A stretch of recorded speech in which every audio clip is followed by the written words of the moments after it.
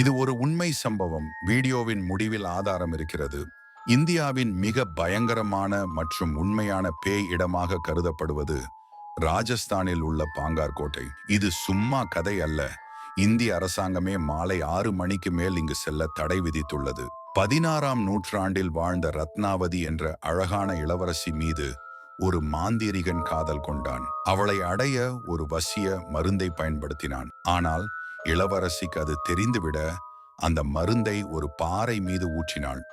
அந்த பாறை உருண்டு சென்று மாந்திரிகனை நசுக்கியது.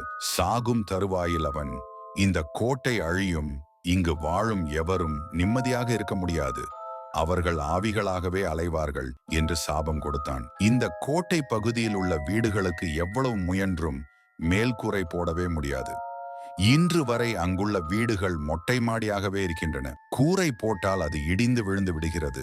சூரியன் மறைந்த பிறகு கோட்டைக்குள் சென்றவர்கள் யாரும் இதுவரை உயிருடன் திரும்பியதில்லை என்று உள்ளூர் மக்கள் கூறுகிறார்கள். இரவில் அங்கிருந்து பெண்களின் அலறல் சத்தமும் வளையல் உடையும் சத்தமும் கேட்பதாக சொல்லப்படுகிறது. சுற்றுலா பயணிகள் பலர் பகல் நேரத்திலேயே தங்கள் புகைப்படங்களில் விசித்திரமான நிழல்கள் தெரிவதை கவனித்துள்ளனர். இந்திய தொல்பொருள் ஆய்வுத்துறை இந்த கோட்டையின் வாசலில் ஒரு பலகையை வைத்துள்ளது.